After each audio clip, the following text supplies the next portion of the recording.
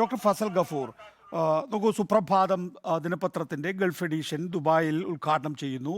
ആ, P K കുഞ്ഞാലിക്കുട്ടിയുടെയും സാദിഖ് അലി തങ്ങളുടെയും ഡേറ്റ് വാങ്ങിയതിന് ശേഷമാണ് ഉദ്ഘാടന തീയതി തീരുമാനിച്ചിട്ടുള്ളത് എന്നാണ് ഇന്ന് സുപ്രഭാതത്തിൻ്റെ CEO വ്യക്തമാക്കിയിട്ടുള്ളത്. പക്ഷേ ഇരുവരും ചടങ്ങിൽ പങ്കെടുത്തില്ല. KMCC-ക്കാർ പോലും പങ്കെടുത്തിട്ടില്ല എന്നാണ് പറയുന്നത്. അപ്പോൾ സ്വാഭാവികമായും അതിനകത്തൊരു ബഹിഷ്കരണത്തിൻ്റെ ചുവയുണ്ട്. ബഹിഷ്കരിച്ചവരെ ജനം ബഹിഷ്കരിക്കും എന്നാണ് റിയാസ് പ്രസംഗിച്ചത്. തക്ബീർ വിളികൾ മുഴങ്ങുന്നു. അതാണ് ഇപ്പോൾ നദ്വിയുടെ പ്രതികരണത്തിലേക്ക് എത്തിച്ചിട്ടുള്ളത്.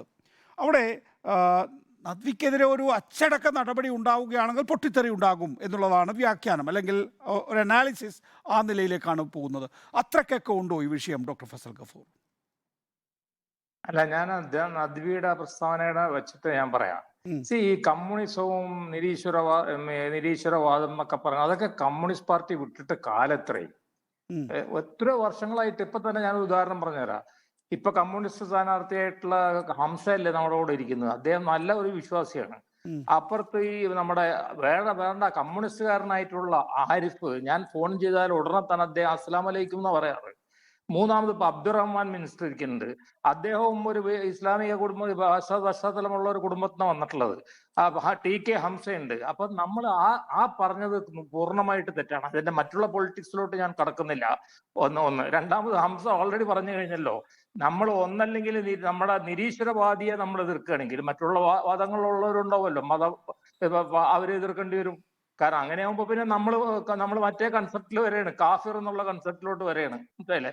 അങ്ങനെ വരുമ്പോ പിന്നെ ഉമ്മൻചാണ്ടി എതിർക്കേണ്ടി വരും. അപ്പൊ അതൊന്നും അല്ലാന്ന് അതൊന്നും ഇപ്പൊ ഈ കാലഘട്ടത്തിന് ചേർന്ന ഒരു പ്രസ്താവന അല്ല. നമുക്ക് അഭിപ്രായ വ്യത്യാസം ഉണ്ടെങ്കിൽ ആ അഭിപ്രായ വ്യത്യാസം പറയാം. മനസ്സിലല്ലേ? കമ്മ്യൂണിസ്റ്റ് പാർട്ടിയുമായിട്ട് ചേരുന്നതിൽ മിസ്റ്റേക്ക് ഉണ്ടെന്ന് പറയാം. അല്ലാതെ കമ്മ്യൂണിസം അങ്ങനെയാണ്, അതുകൊണ്ട് കാലാകാലം സമസ്ത ഉണ്ടാക്കിയിട്ടുള്ളത് കമ്മ്യൂണിസ്റ്റിനെ എതിർക്കാനാണ് എന്ന് പറഞ്ഞിട്ടുണ്ടെങ്കിൽ അതിൽ വലിയൊരു വിഭാഗമല്ലേ AP വിഭാഗം. ആ AP വിഭാഗം കാലാകാലമായിട്ട് കമ്മ്യൂണിസ്റ്റിന്റെ കൂടെയാണ്. അതേസമയം അതേ കമ്മ്യൂണിസ്റ്റ് കൂടെ നിന്നിരുന്ന സമയത്ത് തന്നെ തിരുമുടിയുടെ കാര്യത്തിൽ, തിരുവേഷത്തിന്റെ കാര്യത്തിൽ ഇത് ബോഡി വേസ്റ്റ് ആണെന്ന് പറഞ്ഞില്ലേ പിണറായി വിജയൻ, അത് അപ്പുറത്ത് എതിർത്തു. അവര് വീണ്ടും ഒരുമിച്ച് തന്നെ തുടരുകയാണ്. അപ്പോ ഇതിപ്പോ അതൊക്കെ ആ കാലഘട്ടമൊക്കെ പോയി. അതേമാതിരി തന്നെ നേരത്തെ ഇപ്പൊ പറഞ്ഞുകൊണ്ടിരുന്ന മാതിരി തന്നെ ഇപ്പൊ നമ്മളെല്ലാവരും ഒന്നിച്ച് നിൽക്കേണ്ട ഒരു സമയമാണ്. അല്ല, ഡോക്ടർ ഫസൽ ഗഫൂർ, അവിടെ ഒരു പ്രശ്നമുണ്ട്. നോക്കൂ, സമസ്തയായിക്കൊള്ളട്ടെ, അതിൻ്റെ യുവജന വിദ്യാർത്ഥി സംഘടനകളായിക്കൊള്ളട്ടെ, ഈ മതനിരാസം വിദ്യാർത്ഥികളിൽ, യുവജനങ്ങളിൽ തെറ്റായ രീതിയിലുള്ള ഇൻഫ്ലുവൻസ്, സ്വാധീനം ഉണ്ടാക്കുന്നു എന്നുള്ള ആക്ഷേപം അവർ തുടർച്ചയായി ഉന്നയിക്കുന്നുണ്ടല്ലോ, അവരുടെയൊക്കെ സെമിനാറുകളിലും മറ്റുമൊക്കെ. അപ്പോൾ ഇങ്ങനെ നിരാസമുള്ളവർ, ദൈവവിശ്വാസത്തിന് എതിരായി നിൽക്കുന്നവർ സമൂഹത്തിൽ ഗുണകരമായിട്ടുള്ളൊരു മാറ്റമല്ല കൊണ്ടുവരുന്നത് എന്ന് സമസ്ത പറയുന്നുണ്ടല്ലോ ഇടയ്ക്കിടെ. അല്ലെന്ന് സമസ്ത എന്തിനാ പറയണത് നികേഷേ? ഞാൻ പറയണ്ടല്ലോ, ഞങ്ങളുടെ കോളേജുകളിലും ഇത്തരത്തിലുള്ള സാംസ്കാരികമായിട്ടുള്ള ഒരു അധിനിവേശം, മതനിരാസം, ഇതെല്ലാം ആര് കൊണ്ടുവന്നാലും ഞങ്ങൾ എതിർക്കുന്നുണ്ടല്ലോ. അത് എതിർക്കുന്ന SFI ആയാലും അതിനെ ഞങ്ങൾ എതിർക്കുമല്ലോ. അപ്പൊ അത് എതിർക്കേണ്ട രംഗത്താണ് അത് എതിർക്കേണ്ടത്. അത് വിദ്യാർത്ഥി പ്രസ്ഥാനങ്ങൾ കൊണ്ടുവരാൻ ശ്രമിച്ച, അധ്യാപകർ കൊണ്ടുവരാൻ ശ്രമിച്ച, ഞാനത് ഓൺ റെക്കോർഡ് പറയാണ്, ഞങ്ങൾ അത് എതിർക്കുമെന്നുള്ളത്. അത് ഇതായിട്ടൊന്നും ഇത് കൂട്ടിക്കുഴക്കേണ്ട ആവശ്യമില്ല. അതിനൊരു വലിയ സൈദ്ധാന്തിക വിഷയമായിട്ട് കൂട്ടിക്കുഴക്കേണ്ട ആവശ്യമില്ല.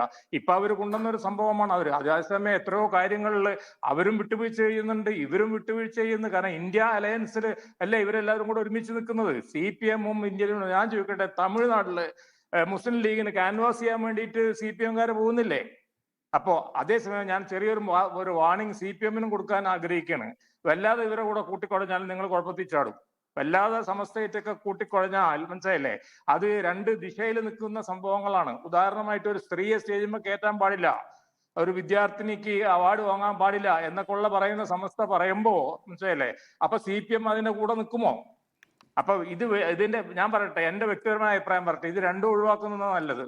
എന്റെ കൂടെയുള്ള സജീവനും മറ്റേ അദ്ദേഹം എല്ലാവരും അംഗീകരിക്കും. അതായത് ഈ മതസംഘടനകളും ഈ രാഷ്ട്രീയ സംഘടനകളും കൂടെ കൂട്ടിക്കുഴക്കാതിരിക്കുന്നതാണ് നല്ലത്. അവരവരെ വഴിക്കോട്ടെ, ഇവരവരെ വഴിക്കോട്ടെ. നമ്മൾ ഈ കേരള ചരിത്രം നമ്മൾ പഠിക്കുകയാണെങ്കിൽ എപ്പോൾ ഇത് കൂട്ടിക്കുഴച്ചിട്ടുണ്ടോ ഇത് പ്രശ്നമായിട്ട് മാറും. പിന്നെ വേറെ കാര്യം കൂടെ, എന്റെ ഒരു റീഡിംഗ് ആണ്. ഈ മുസ്ലിം ലീഗിലെ ഭൂരിപക്ഷം ആൾക്കാരും അവര് UDF അനുകൂലികളാണ് എന്റെ അഭിപ്രായത്തിൽ. ചിലപ്പോൾ ഹംസയിനോട് എതിർത്തുന്നിരിക്കും. പക്ഷെ ഞാൻ പഠിച്ചിട്ടുള്ളിടത്തോളം നമുക്ക് ഭൂരിപക്ഷം നോക്കാം. അതിന്റെ അർത്ഥം ന്യൂനപക്ഷം ഒട്ടും മോശമൊന്നുമല്ല, പക്ഷെ ഭൂരിപക്ഷം അത് ചരിത്രപരമായിട്ട് അങ്ങനെയാണ്. പക്ഷെ വേറെ സമസ്തയും കൂടെ ഒരു കാര്യം മനസ്സിലാക്കണം. സമസ്തയുടെ ഒരു പോഷക സംഘടനയൊന്നുമല്ല ലീഗ്. ലീഗായിട്ട് നിൽക്കണം. ലീഗിന് വേറെ പ്രശ്നം വരാൻ പോകുന്നുണ്ട് ഇതുകൊണ്ട്. ഇപ്പൊ ഞാൻ വേറെ ഉദാഹരണം പറഞ്ഞുതരാം. നിങ്ങൾ അത് നോട്ടീസ് ചെയ്തിട്ടുണ്ടോ ഇല്ലയെന്ന് അറിഞ്ഞൂടാ. സജീവൻ അറിയാം, മനസ്സിലായി, പ്രശാന്തിനും അറിയാതെ. മുൻപൊന്നും മുജാഹിദ് മീറ്റിങ്ങുകൾക്കൊന്നും മുഖ്യമന്ത്രിയും അതുപോലെ തന്നെ കമ്മ്യൂണിസ്റ്റ് നേതാക്കന്മാരൊന്നും പോകാറില്ല.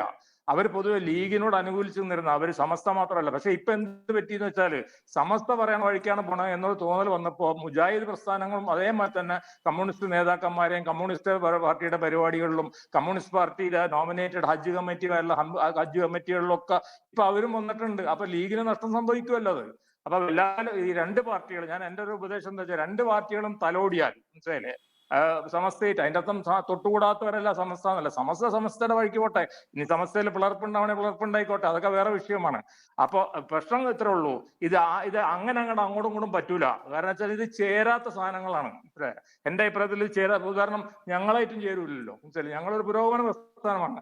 അപ്പൊ ഞാൻ അതിന്റെ ഇതിൽ പോയിട്ടുണ്ടെങ്കിൽ, അവരുടെ കൂടെ പോയിട്ടുണ്ടെങ്കിൽ അത് ഞങ്ങൾക്കും പരിക്ക് പറ്റും. കാരണം ഞങ്ങൾ പല കാര്യങ്ങളും അവരെ എതിർക്കുന്നവരാ. അപ്പോ ആ നിലക്ക് ഈ സംഭവം വളരെ സിമ്പിൾ ആയിട്ടുള്ള ഒരു കാര്യമാണ്. ഓരോരുത്തർ അവരവരുടെ വഴിക്ക് പോട്ടെ. ഇത് കൂടുതൽ 5 വോട്ട് അവിടെ കിട്ടുമെന്ന് വിചാരിച്ച് ഇങ്ങോട്ടും പോകാം. പിന്നെ ഒരു കാര്യം കൂടെ പറയാം. ഞങ്ങളിപ്പോ ഇന്നൊരു സർവേ നടത്തിയിരുന്നു. അതിന്റെ റിപ്പോർട്ട് ഇപ്പൊ എനിക്ക് കിട്ടിയിട്ടുള്ളൂ. ഒരു 5000 വിദ്യാർത്ഥികൾ പങ്കെടുത്തിട്ട് അതിൽ വെറും 4.5 ശതമാനം വിദ്യാർത്ഥികളെ പറഞ്ഞിട്ടുള്ളൂ ഞങ്ങൾ വോട്ട് ചെയ്യണ മതസംഘടനകൾ പറയുന്ന അനുസരിച്ചിട്ടാണ്. 80% പേരും പറഞ്ഞിരിക്കുന്നത് ഞങ്ങൾ വോട്ട് ചെയ്യുന്ന രാഷ്ട്രീയം അനുസരിച്ചിട്ടാണ്. അതായത് അത്തരം സർവേകളിലേക്ക് വരാം. ശരി.